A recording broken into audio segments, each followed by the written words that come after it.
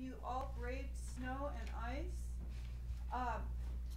Dr. Patel, who has worked a long time in development and with UNICEF, is going to tell us about that in careers and development. And also, he will be here next year in the fall teaching 2 classes as the Cyrus, is it the Cyrus Vance Scholar? As the Somebody Important Scholar in international relations.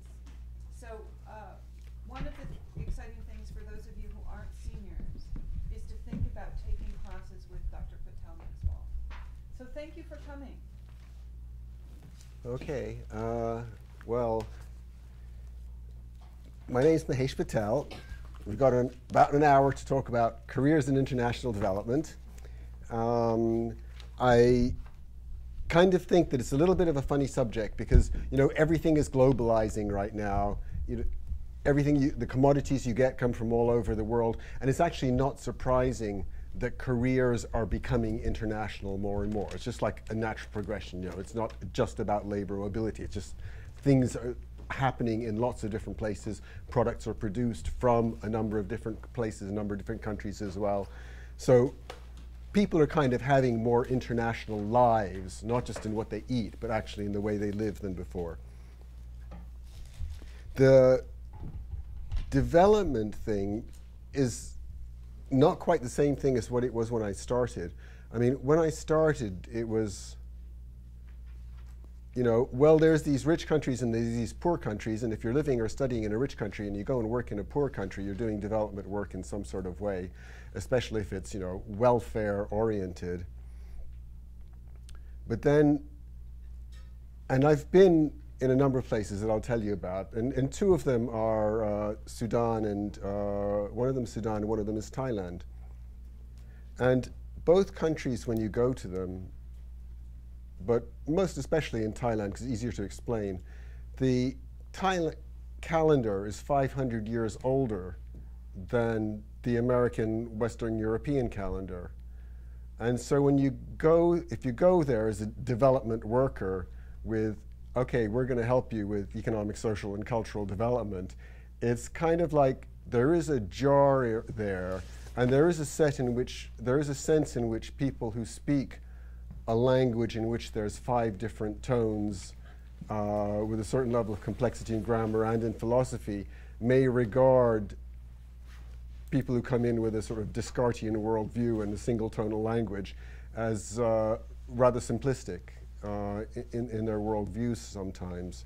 So I think increasingly it's these sort of the labels are like sort of cross-cultural or helping people with other things. Okay, having sort of introduced a little bit this, you know, my confusion with a subject like that, let me say that I have spent the last 20, 30 years working in development. I've been working in UNICEF for about almost 25 years now, and have lived in a dozen different countries with them. I've been working in over 70 different countries with UNICEF, you know, sometimes only for a week at a time or whatever. I started off with UNICEF in Sudan as planning officer at the beginning of the 1990-91 drought, and then worked in the regional office for Eastern and Southern Africa as a research advisor.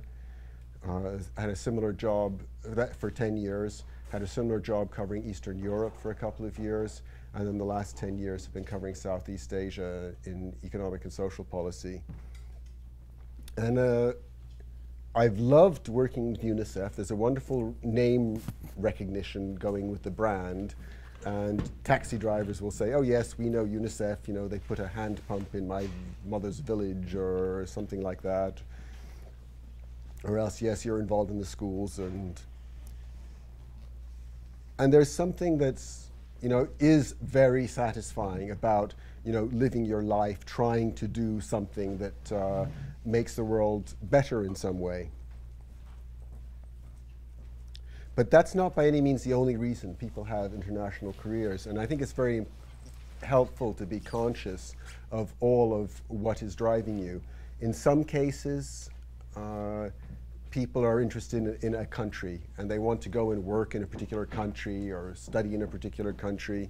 Sometimes people have cultural roots or to an individual country that they may wish to explore, and that's what's leading them to think about work in a more international way than just staying in the country they're living in. But I think the opportunities to do work in what is development are going to be quite different in the future than what they are now.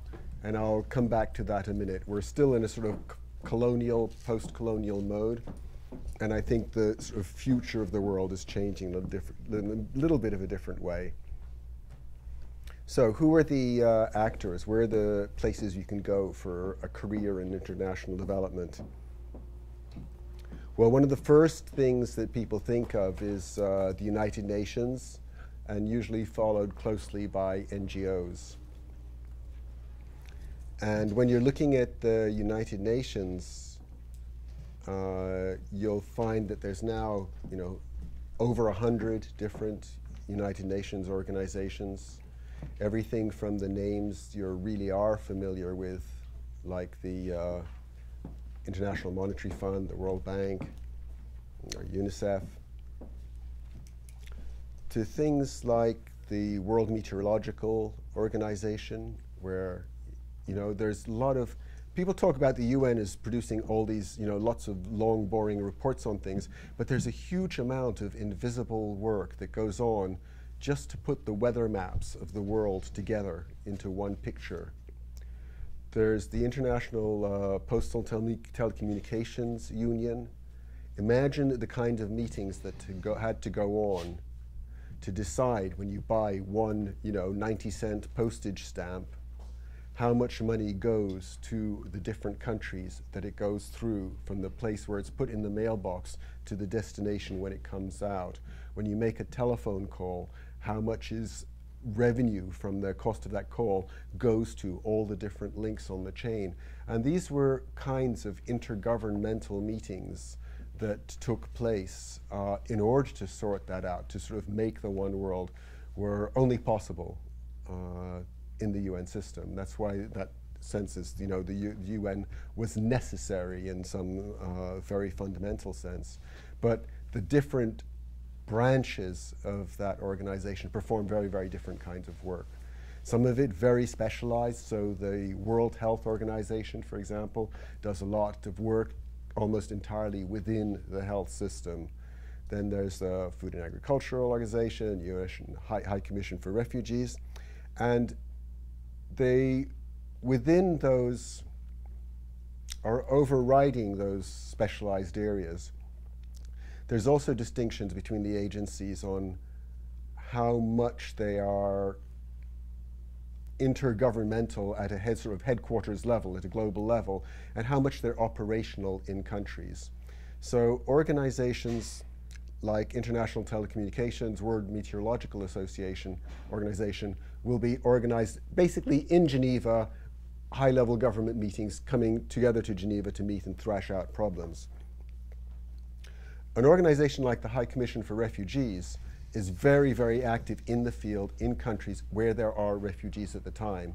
An organization like World Food Programme, again, is an operational organization. They'll be active very much in countries, and in countries where there is an acute crisis at that time. So their staff will be moving around a lot. For many of the headquarters-based UN organizations, even for IMF and World Bank, their staff might start working in Washington and spend their whole life working in Washington. Somebody in World Food Programme will be moving from one famine to another, from one conflict affected to an area to another, and might be in post only for a year or two at a time, and might also have a certain level of job insecurity, where they suddenly take on large numbers of people when there's a crisis, and then let go large numbers of people when the crisis is over. UNICEF does that too, to a certain extent. We're an operational agency. We're in country. Emergency comes, tsunami, drought, earthquake, or whatever. Larger numbers of people are brought in as semi-staff with a sort of temporary staff status, and then are let go again as well. It is often, those transactions often take place in very difficult circumstances, and they are also often in places where staff members who are more established, who have families, kids in school, etc., don't want to go. So there's a conflict-affected area. If you're, something happening in Afghanistan and Iraq, whatever, families often won't allow or won't like staff members to go to work in those areas. So that's often an opportunity for new entrants to the organization or the UN system, where the organization has to recruit a large number of people relatively rapidly, and finds that among its established staff, people are reluctant to go to that place. And so then they start looking outside the organization for external recruits. And that's where people who are, not already on long-term contracts or doing consultancy work or whatever can take advantage of those opportunities and move in. And actually quite a large number of our staff, World Food Programme staff, High Commission for Refugees, their staff are actually recruited during emergencies in that kind of way, and then transition into doing things like consultancy work and eventually become staff because they know the language, they know a few people. When people are thinking, oh, I need this job done, they might think of you to ask. Or when they read your CV, they'll read it with an image of you in their minds when they read it. Gosh, there's so much to talk about. That's why initially I wanted to try and get some questions from you, and I'm going to probably drift a little bit. But there's also the diplomatic world. When you're in the countries, there's the people who are working with the embassies, often doing, the development. The ones that I meet, doing the development assistance end of the work that the embassies are doing. So for the U.S. Embassy, we'll have someone who's doing their economic development assistance or whatever in each of the different countries. There'll be somebody, an ambassador from the European Union. And nowadays, even countries such as Japan and even China and India sometimes have donor roles in some countries. But the embassies is also a way of having an international career that's, again, I'm cautious about using the development word for things that are international. There's an international career and there's stuff that's humanitarian development. But those embassy people are clearly players in that world. The advantage of being in the embassy or in the UN system is that you get access to diplomatic pouch services. Now, for the embassy, diplomatic pouch means they can import almost anything they want, including alcohol in Sharia countries, and even large pieces of stuff like refrigerators through the diplomatic pouch. In the UN, it's usually limited to mail and books and stuff like that. The NGO people are much more on their own. Most of the diplomats and the United Nations people are mostly in the capital city. Whereas the NGOs, things like Save the Children, Oxfam, the Red Cross, non-governmental organizations, tend to be more kind of community-oriented, so they'll be also out in often rural areas scattered around the country, much closer to the community, much more doing social work kind of roles in the sense of relatively hands-on. Another example of something that's doing something similar to that is the Peace Corps as well.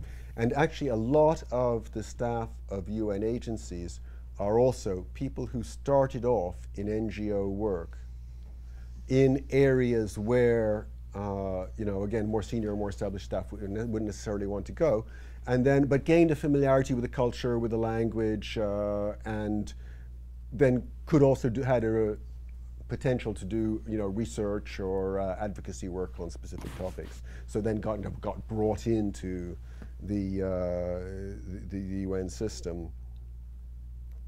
And changing place of development. I have got some notes here. I can't always read. I have to type them because I can't always read my writing. But I wanted to say something about the changing face of development and how it's different now from what it was then. And there are countries still where aid, where overseas development assistance is, 30% or more, even 50% of the government budget. And this But the number of countries where this is true is dwindling extremely rapidly. In China, ODA is 1/1,000,000th of the GDP of China. And that's total ODA. So if you come in as the head of the World Bank, of the UNICEF office, or head of the World Bank, or even head of the IMF, and want to have something to say to the government of China to influence their domestic economic or social policy or whatever, they're not going to necessarily listen to you the same way the Minister of Planning or the Minister of Finance or even the head of state would listen to you if they were in a developing country where development assistance was 50% or so of the government budget, as it used to be in Yemen, as it still is in Somalia, as it was in Ethiopia a while back. And that, and when I say China, it's of course it's a big country. You think, oh well, of course ODA is small, but I mean it's the same. It's Malaysia, it's 2/1,000,000th. Overseas development assistance, foreign aid. So ODA, foreign aid, that's the money that is funding stuff like World Bank, IMF, UNICEF, Save the Children, Red Cross, Oxfam, all those organizations, plus the money that's given them to run immunization programs, run education programs, run all that, that amount of money, the total of it, is less than 1/1,000,000th in China. In Malaysia, 2/1,000,000th. In several other countries, go to Indonesia or something like that, so it creeps up to 10/1,000,000th or something like that. But it's really small amounts of money now.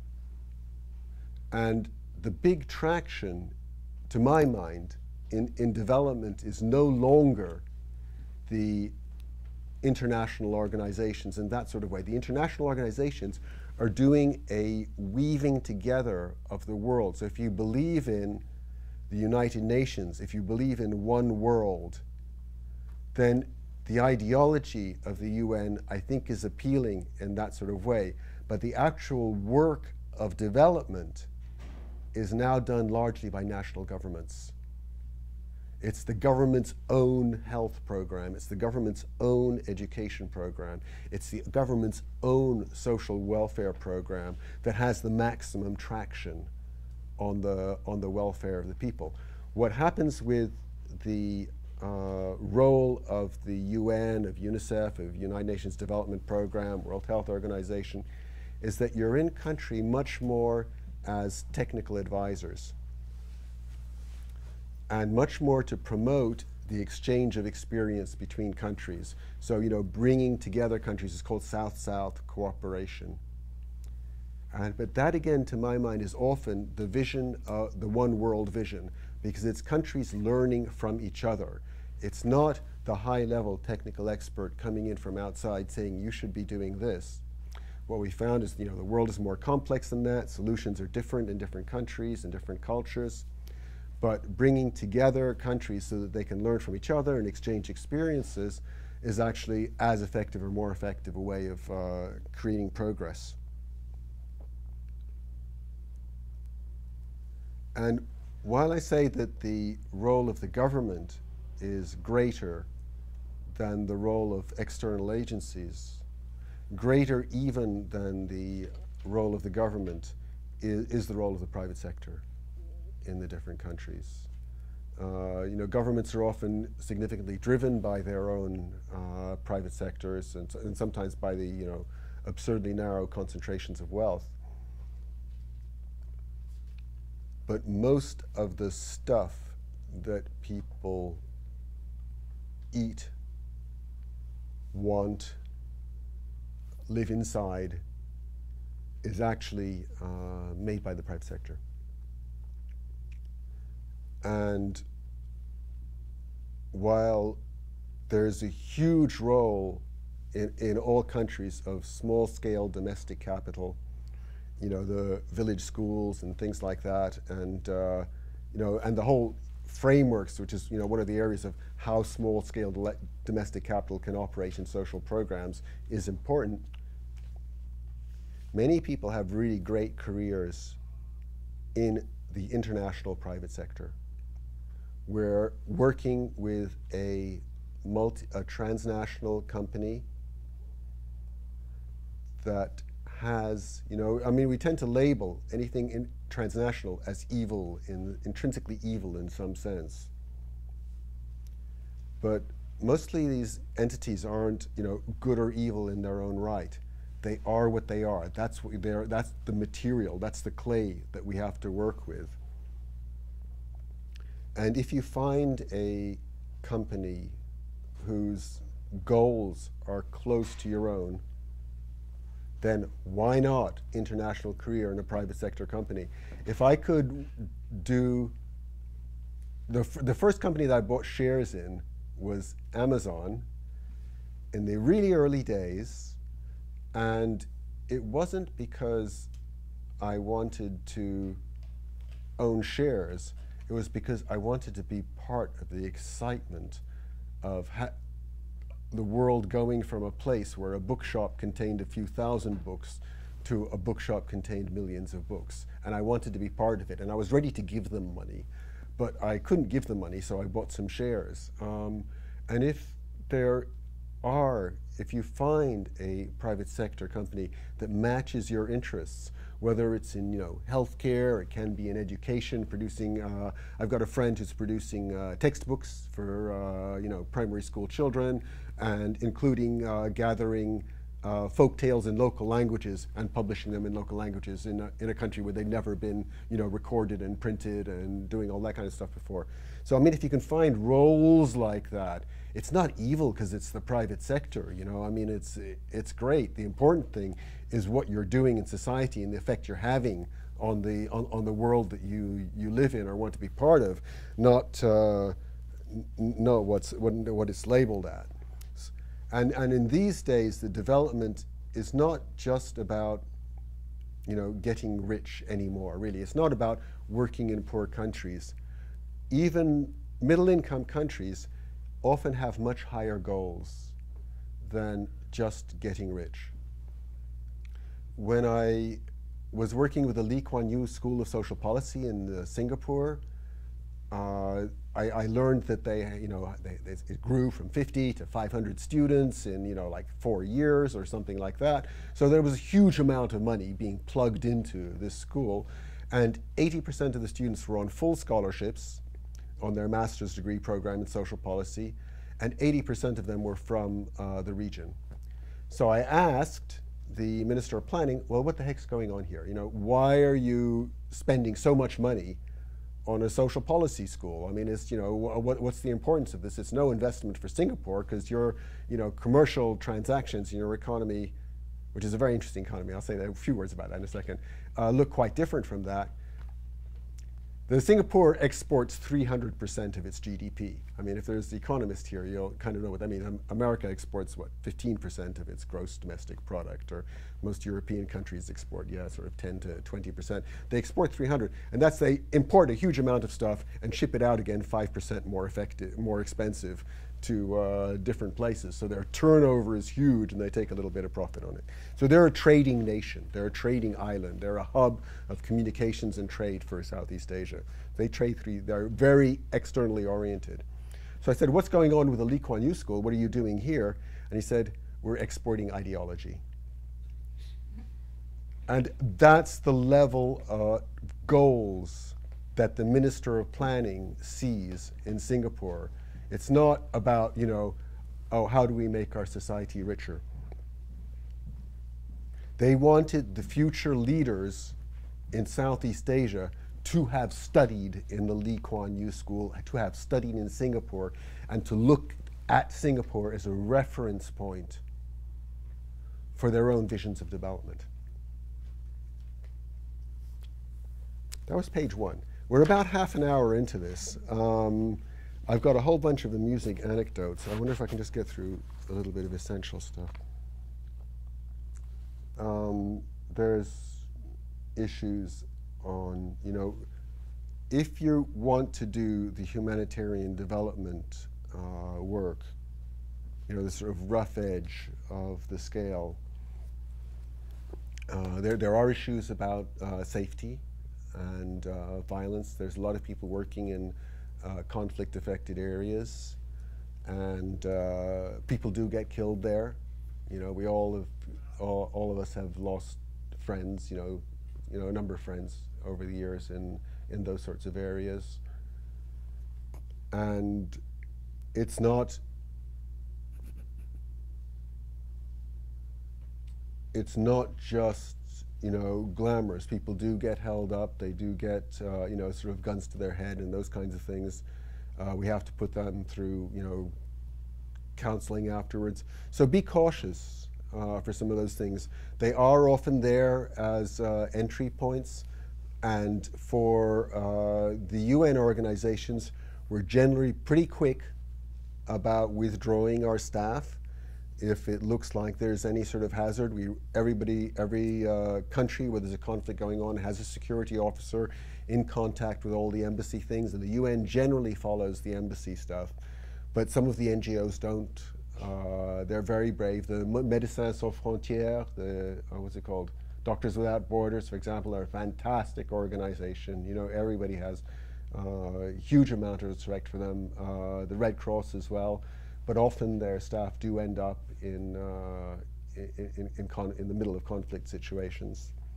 There are people who do emergencies and who love it. I know many of them. They tend to be a high energy, hard drinking, fast bunch of people, and that's what they do is absolutely fantastic. I had a taste of that in Sudan during the drought, where we were on, you know, you're on call 24 hours, 7 days a week. At any time you may get that call, you know, come into the office, something's happened, trains arrived, you know, 10,000 people got no clothes or anything to eat or anything. Go to sleep listening to mortar shells. When we flew into the south of Sudan, you'd go, you know, there was ex-CIA jocks, and they would fly very, very high and then spiral down like that in a dive and just level off at the last minute so they wouldn't get hit by anti-aircraft fire from the Sudanese Liberation Army. And those kind of things, and it is exciting and it is addictive, and people get caught on the adrenaline rush of that kind of thing, and live those kinds of lives. And if you like the excitement of it, it's great. And most people have, you know, they come into Nairobi, you know, rest and recreation, for example, from Somalia. Usually you get, you know, sometimes you get 4 weeks on and 1 week off, or else, you know, 2 months on and then a week off, depending on how severe the emergency is. They got a lot of de-stressing time and hit the casinos and the bars and generally have a pretty wild time, and do, you know, really amazing work. It's real tough to be in those situations, but it's the places where you can make a big difference, and you see it. You know, you see it. There's people really in the worst situations that people can be in the world, and without the food that's delivered, without the stuff that's delivered to them, they would die. The you know, stuff that I end up doing now is much more subtle and indirect and long term than that, and it doesn't have that same, you know, it doesn't have the same kudos to it. Although I love it, you know. But a lot of people come in through that route, through the emergencies when there's a crisis of one kind or another. If I have one recommendation, it's come in during a drought crisis rather than a security armed conflict crisis. But it hasn't got the same elan.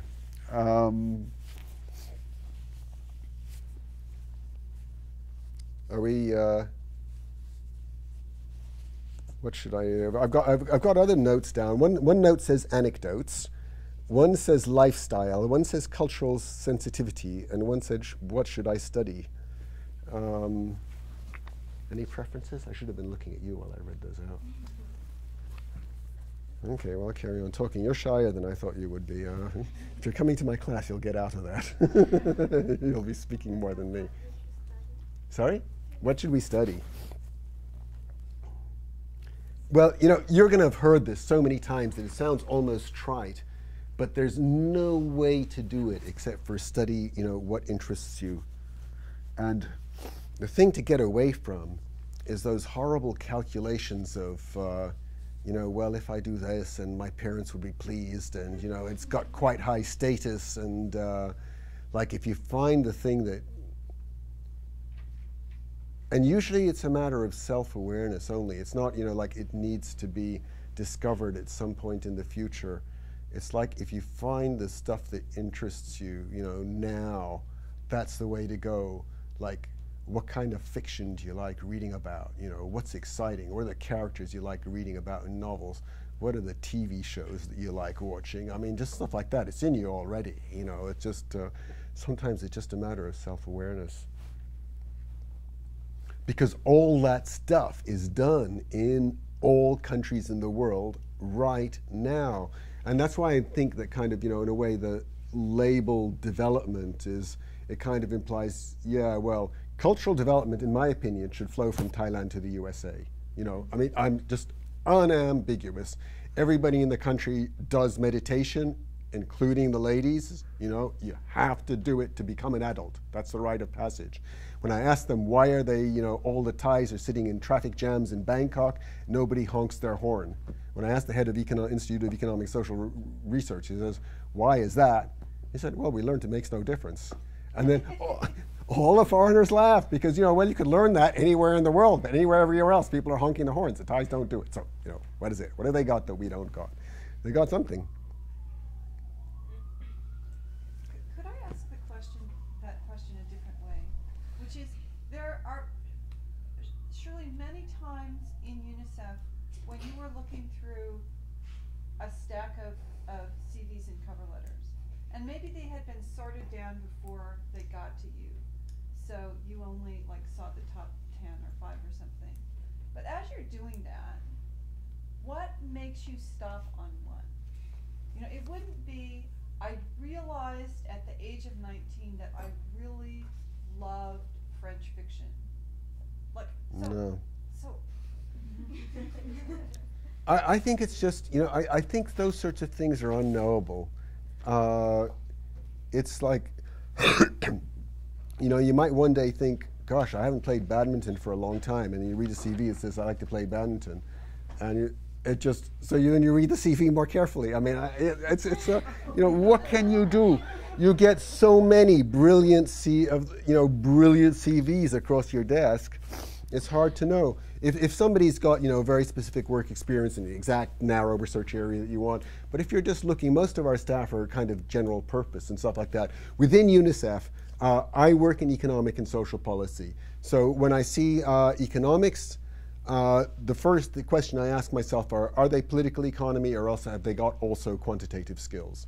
So if you're in economics, I think it's useful to have the quantitative skills as well, because it just, it's that extra step. But we have in health, most of our people have done public health, not just medical training. So they do the medical training, then they do, it's about population health. So it's about epidemics and the bigger stuff rather than individual person's health. So they'll have done public health as well as a medical degree. Sometimes only public health, but usually the medical degree and the public health training. But we do have quite a number, including our regional advisor on health for East Asia has just public health degree, no medical degree. More rare though. In education, just people with specialist education planning, curriculum development, all those kinds of things. It's a much wider ranging thing. There's no equivalent of discipline of public health in education, unfortunately. In communications, people, wide range of stuff. It's just how to write a press release, how to write a speech for somebody, these days it's, video is a one-man band, so you have to be able to do the whole thing. You need to be, if you can hold a camera and do the interview and actually even develop the list of interview questions yourself, then you're on a roll. But it's a range of different disciplines that are used, it's not just one thing. Then again, in the filtering that happens in personnel before I get it, is for posts, it's often years of experience. they'll take that in the general field, and then they will look for UNICEF or UN experience in some stage. That means you might know the language of the organization in some sort of way. And in that sense, I'd recommend the internships programs. You know, if you can get internships anywhere in the UN system, in UNICEF, in UNDP, in the World Bank, IMF, or whatever, all of that's good because you get, you know, it brings you into the language and it brings you into the culture and all those kinds of things. So grab the chance if you can. And the other thing I would do is, you know, when you're, you know, apart from the TV and the novels and stuff that you read, is when you're doing your studies and you see something you like and you think, yeah, that was a really cool study. You know, that was a neat piece of work. Note what organization it came from. See if you can track down the authors and write them a note saying, I love this piece of work. I would like to be an intern for you to do more work on, you know, this aspect of it or any aspect of it. What have you got to lose? You know, this thing that you've got here in Mount Holyoke where they offer you for free to any organization for 2 months. I mean, you know, what a deal. So make the most of it. You know, you don't have to follow the railway tracks. Think about what you'd like to do and then create that space. Does that help? I'm not sure I answered your question. Did I answer a question? But it raised another one, but I don't want to take too much. Yeah. I do have a question about something you said. Given the declining influence of international organizations to influence kind of economic and social policy because of the declining ODA towards GDP, how does the UN or such international organizations kind of see themselves forming new policies or influencing, say, the Millennium Development Goals, like post-2015 ones? How would they see themselves influencing that if they don't have such an influence on these local bodies and government policies? It's, you know, I think you need to have the technical skills to, you know, be on top of the subject area. But it's no longer the case where people in developing countries are uneducated. So our counterparts, you know, my counterparts in the Ministry of Finance may well be a lot smarter than I am. And I have to know that when I'm meeting with them. But what we do with the UN, I think more and more now, is more of a facilitative role. And it's more intergovernmental. So, I mean, the strategy that the people are working on now is South-South cooperation. So it's bringing together experienced people in different countries and from different settings to exchange information on how they solve the problem in their country or how they're dealing with that. So what we did for, you know, in promotion of healthcare, health policy, for example, well, I'm using Thailand as an example a bit too often right now, but I mean, Thailand had created universal health care for the whole of its population, free access as a middle income country. And at the time when it was created, it was actually, you know, towards the edge of lower middle income countries.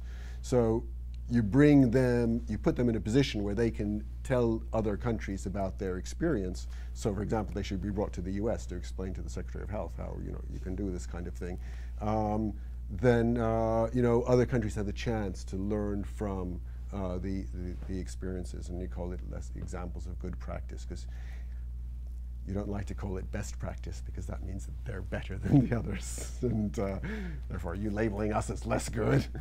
So, you know, you do those kinds of South-South exchange of information, mostly very much a facilitative role, but in order to get the attention of the people, in order to be able to dialogue with them, you do have to be, you know, on top of your subject at that sort of level. But the likelihood is that your counterparts in government as well, you know, especially at a more senior level, will also have gone to, you know, Yale or Harvard or Oxford or whatever, and you know, be pretty smart people too as well, who won't necessarily need, you know, that much stimulation to, you know, get a hang of, you know, this is kind of the way we could deal with things.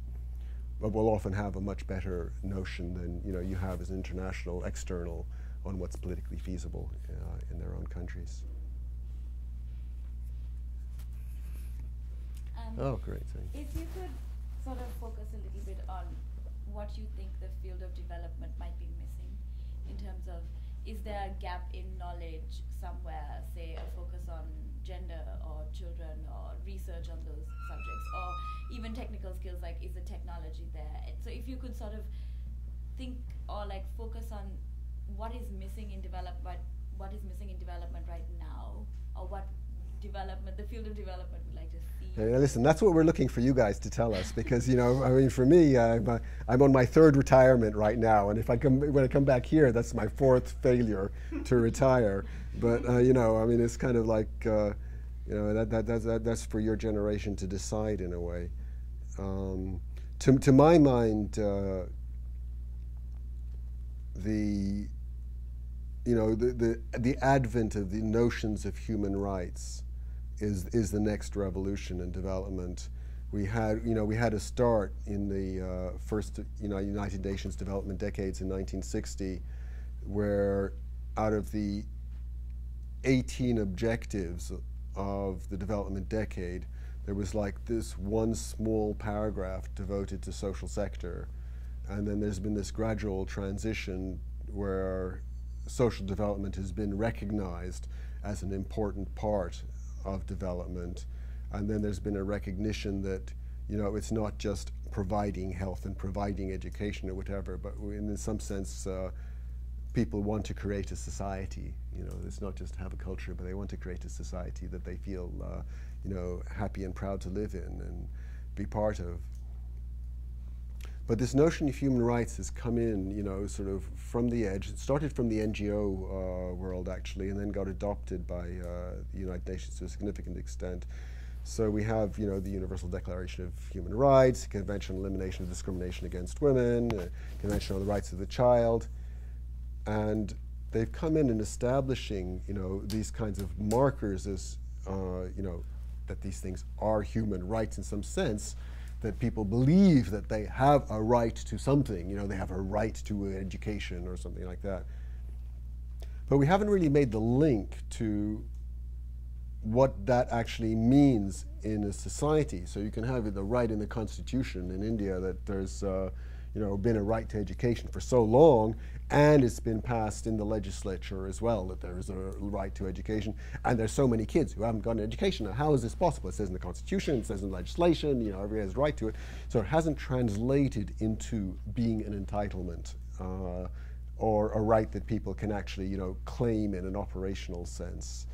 And I have a feeling that somehow that's an area that just shows potential for for people to really achieve something for themselves.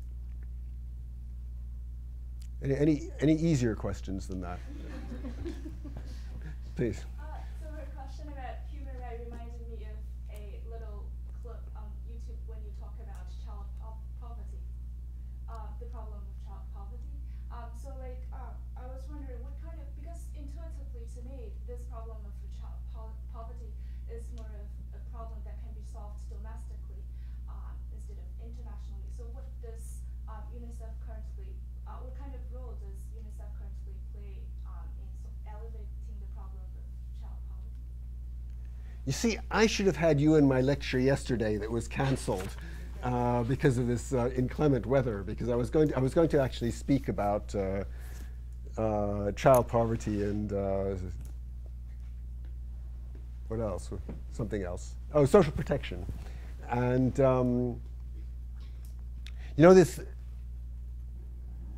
the conception of poverty as something that has come from the sort of World Bank and the dollar a day, and it's been about people being without money.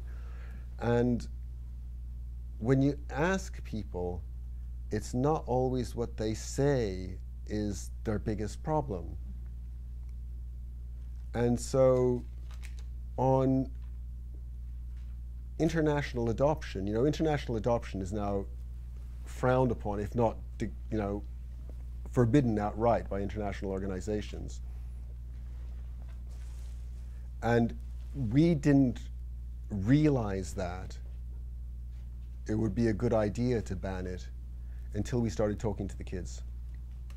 And it was the children, it was, the parents always want, I want to adopt someone over from here or there or whatever. And you often think that, well, yes, okay, and they're going to a richer country and they're going to be better off and all that kind of stuff. But when we asked the kids, they were actually saying, yeah, well, we would have liked to stay in our own community. And then there was the issue of crime and associated with that. So, I mean, many of the notions of what is poverty, if you ask the kids what is poverty, then they will reply things like not being able to go to school.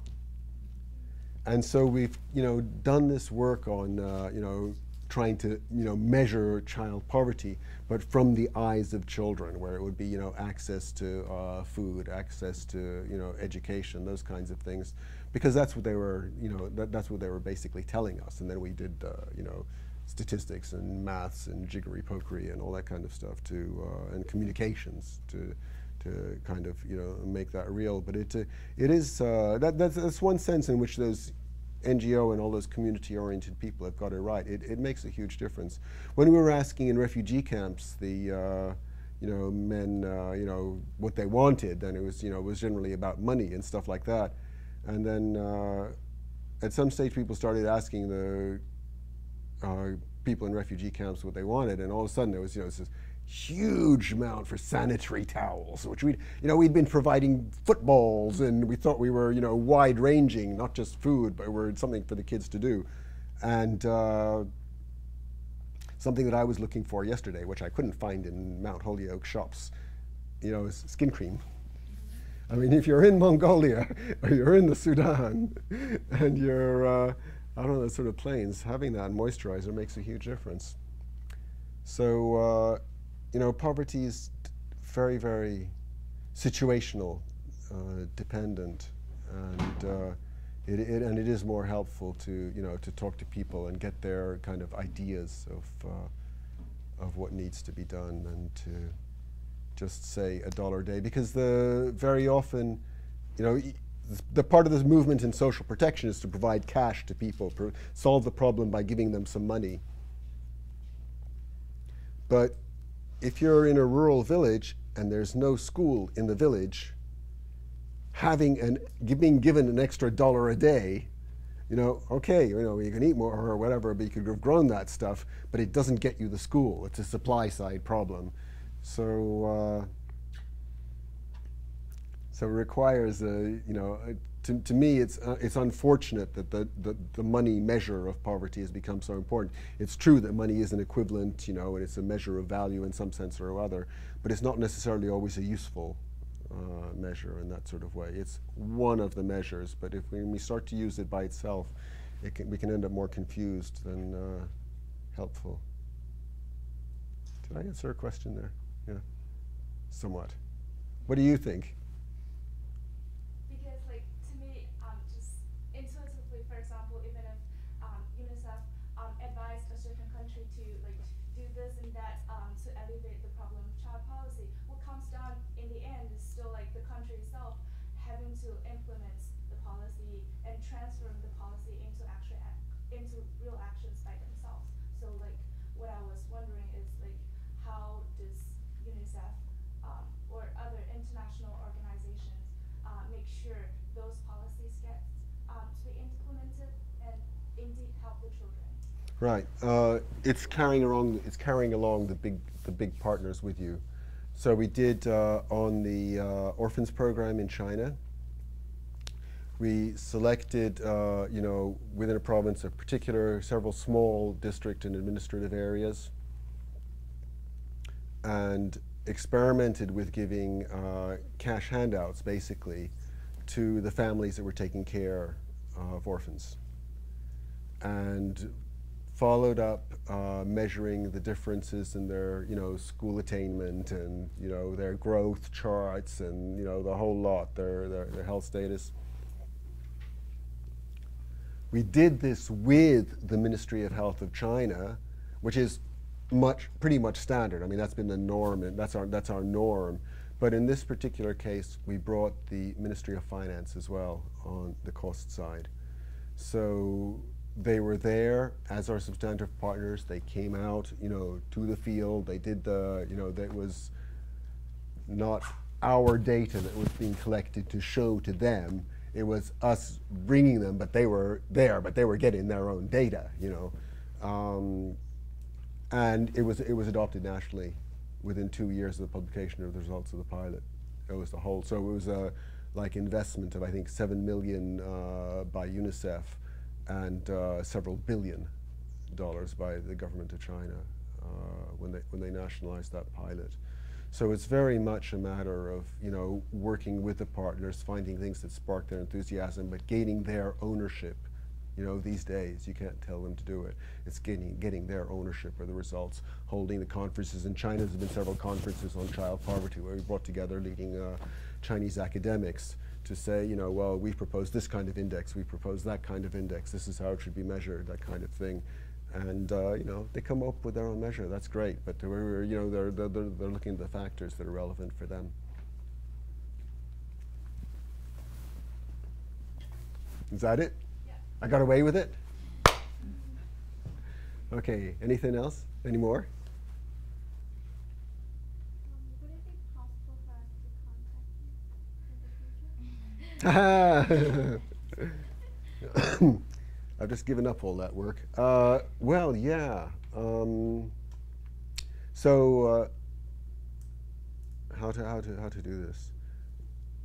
We might as well. So you got my name on this thing? Mahesh Patel. So it's mahesh.patel.personal@gmail.com. And even if I ask you your name now, I won't remember it by the time I get an email from you. So you better just say, you know, I heard you were talking to us at Mount Holyoke, and I finally remembered the question I wanted to ask you.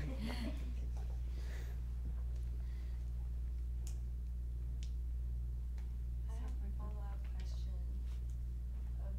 So when you want to collaborate with national government, how do you persuade them to collaborate with you? When you don't 100% have the same goals or interests, what are your tools then? Do you use social media or academical Oh, that's a good one. Where are you from? personal relations? Where are you from?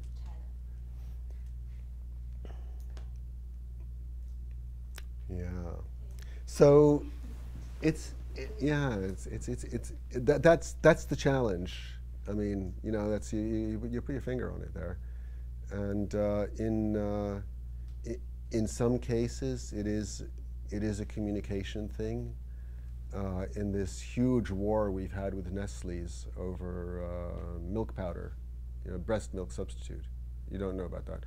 There's a war between UNICEF and Nestle's on the promotion of breast milk powder, milk replacement powder in hospitals by Nestle's representatives wearing nurses' outfits so that mothers believe it's a good thing.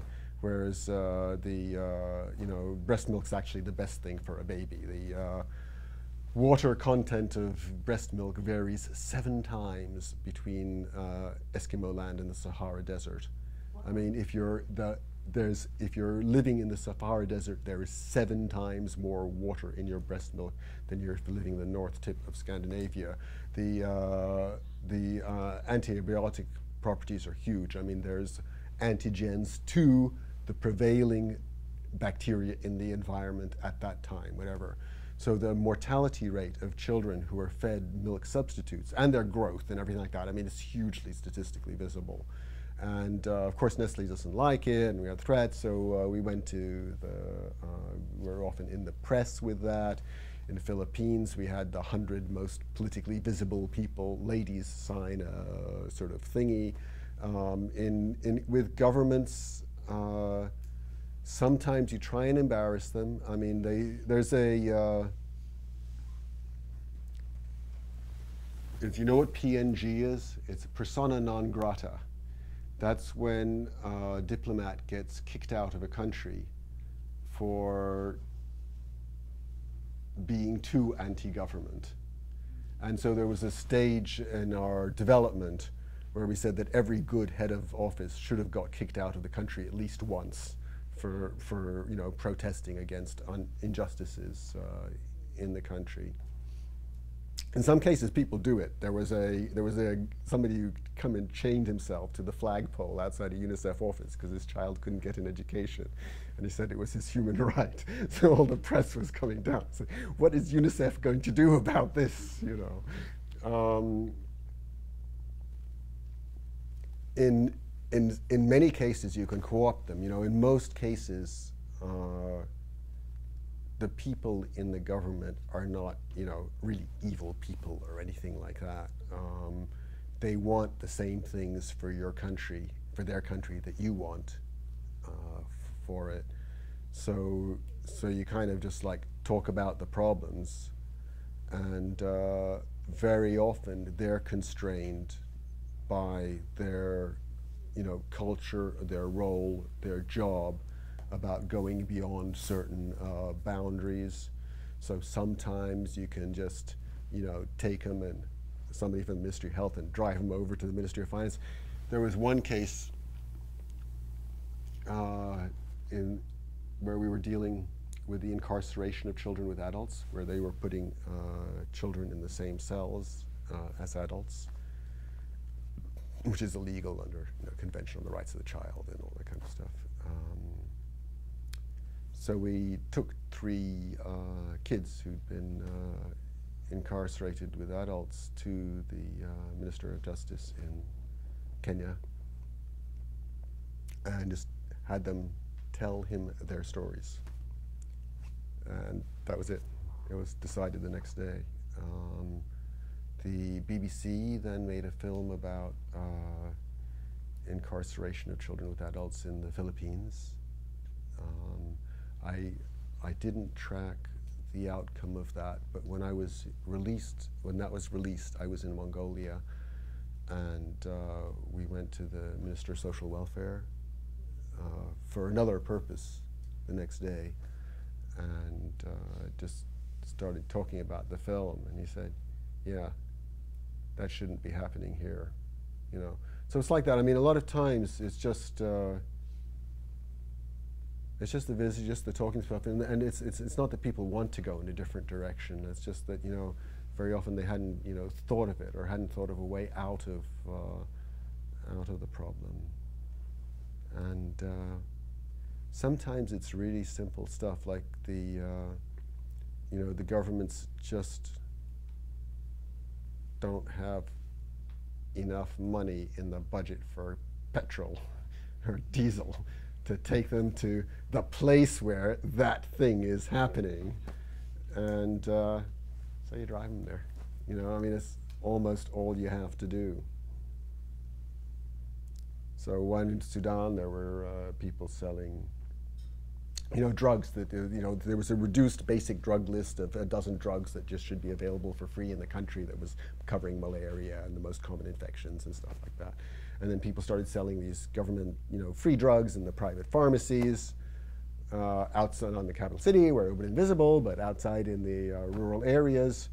So you get somebody from the Ministry of Health, from the pharmacy office, and drive them out there, and they say, and there was a bunch of people prosecuted, like, you know, the next week.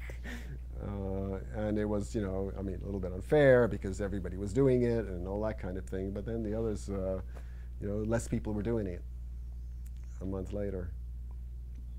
So it was a lot of those kinds of things. Sometimes it involves working with the media and press, like training journalists and stuff like that, just to, you know, understand what it is that was happening. So with the structural adjustment crisis in Latin America, when they had hyperinflation, we were kind of giving training to journalists to understand the national budget information and how the cuts in the social sector were affecting people. It was, you know, more people were dying because they couldn't get to the hospitals because they were being closed down and all that kind of stuff. It's almost 3, but I think we'll go over just a teeny bit.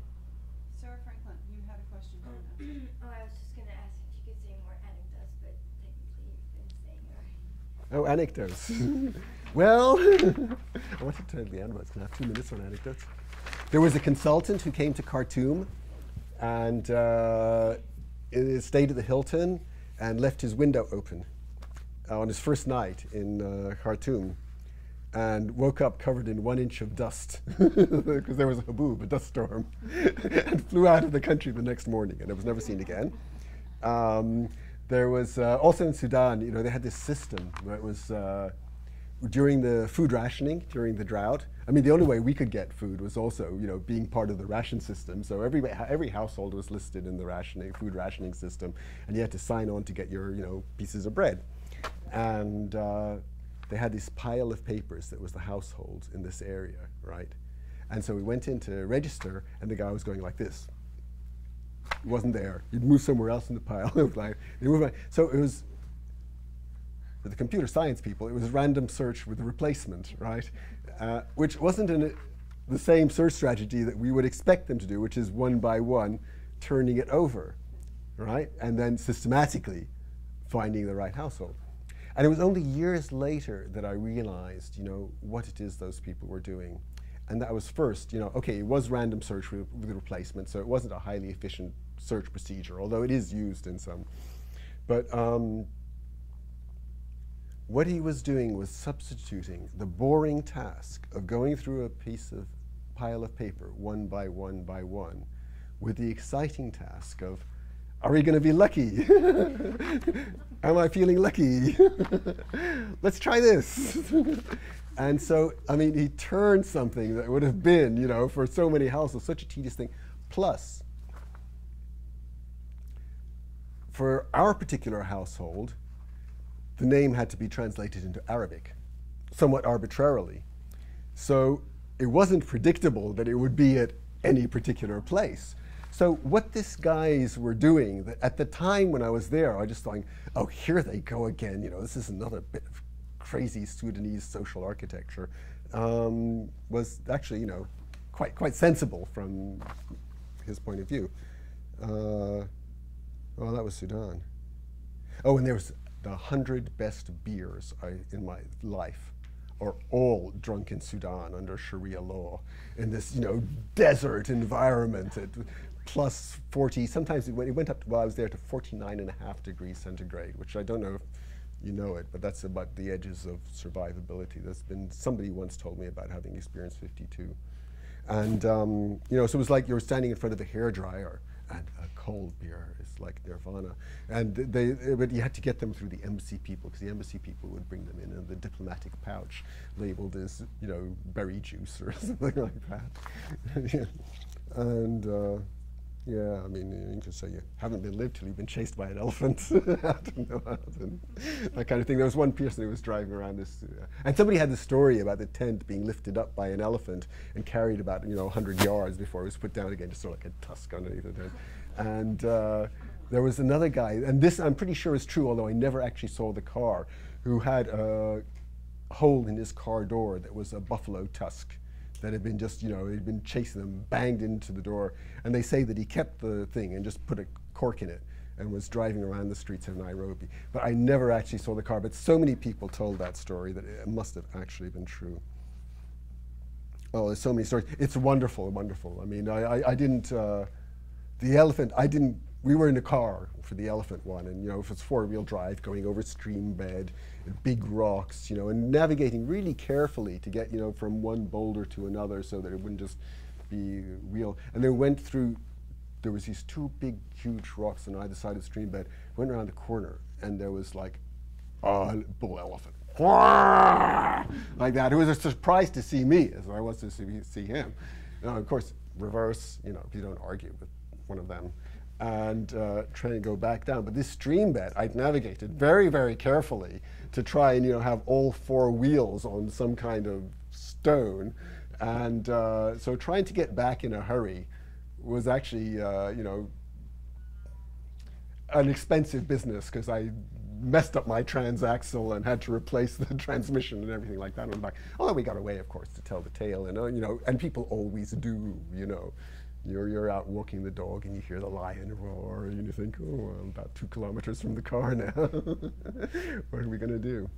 And yeah, it's just, you know, everybody has loads of those lovely, lovely stories. It is fun. It is fun doing that kind of, you know, touring of the world.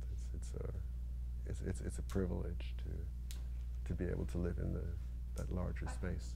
I want to thank you, and I want also to ask you to do a little bit of work for me and Kirk and Jimmy, which is, as Mount Holyoke students are in this process right now of seeking internships that Mount Holyoke will pay for, many times I'm talking to people in my office, and the kind of underlying thing that they're saying to me is, but why would anybody want me? Mm. I could ask, but would they really want me? So I'm wondering if you could tell us the kinds of qualities that UNICEF would want in a free intern from Mount Holyoke. Because my underlying assumption is actually Mount Holyoke students have those qualities. But it just might be more convincing if you say it than if I say it. That's my real, honest. Right. My experience of Mount Holyoke students, and this is not what you can put in your application, but my experience is one of the reasons they're good is they tend to, they're rather engaged. So people will the interns will talk. Usually they're not afraid to speak in front of a large group. They'll do the PowerPoints and stuff like that. So they're generally able to do that kind of stuff. But the things to assert, I think, is writing.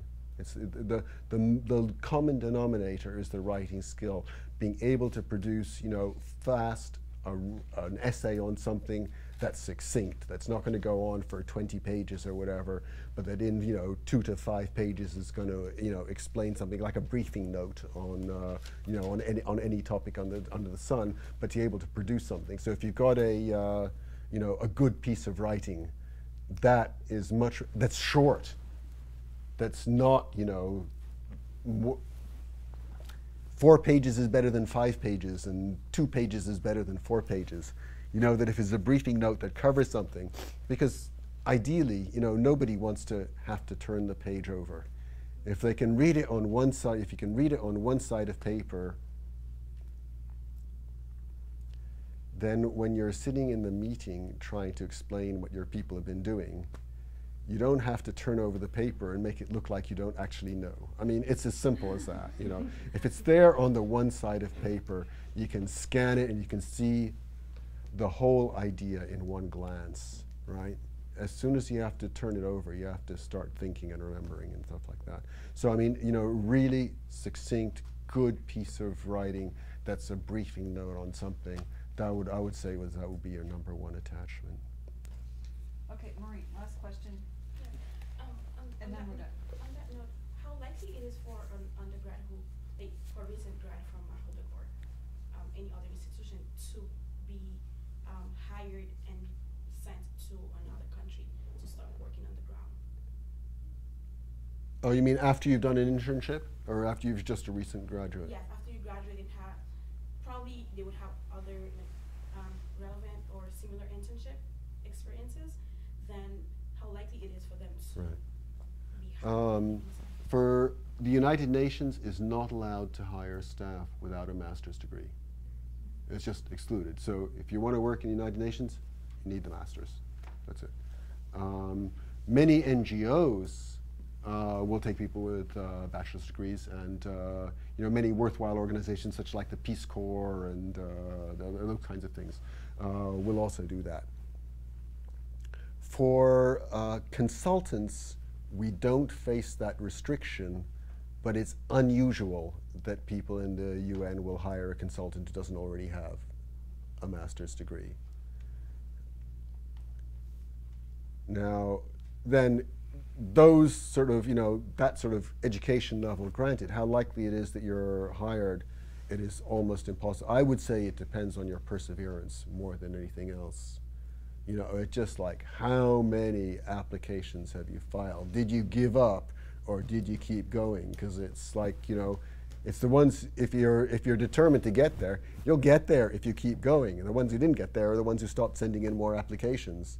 But you send them in, you keep going. I mean, I think there's strategies you can use to target your applications. I mean, if you're looking at a particular organization, read the annual report, that kind of thing. If you're looking at a particular country, what's the work plan for UNICEF in that country? What's the work plan for the Red Cross in that country? What's the work plan for Save the Children in that country? You know, what are their main objectives? Get hold of those documents. They're public documents.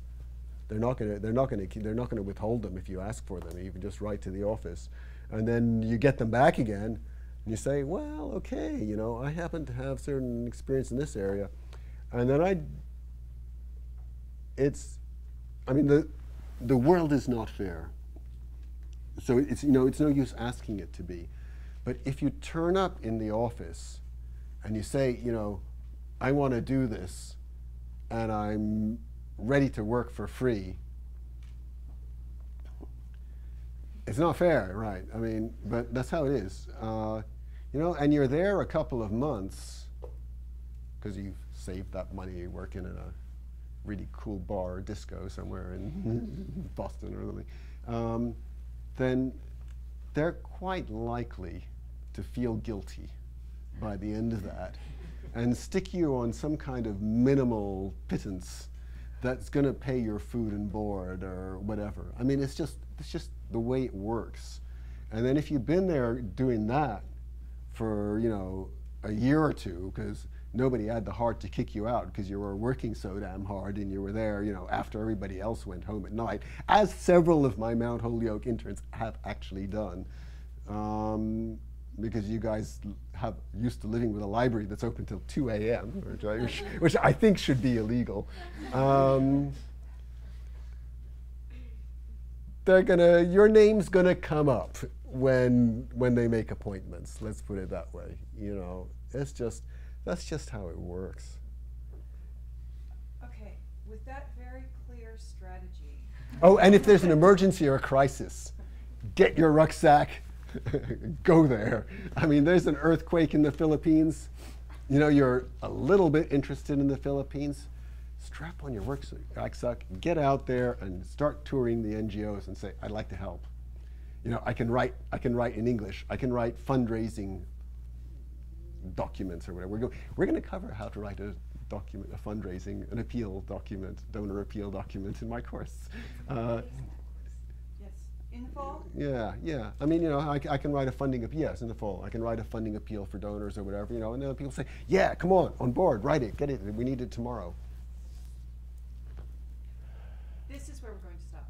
Thank you so much. Thank you We very look much. forward to Thank you you. coming back in the fall, and we will all be in your class. Thank you.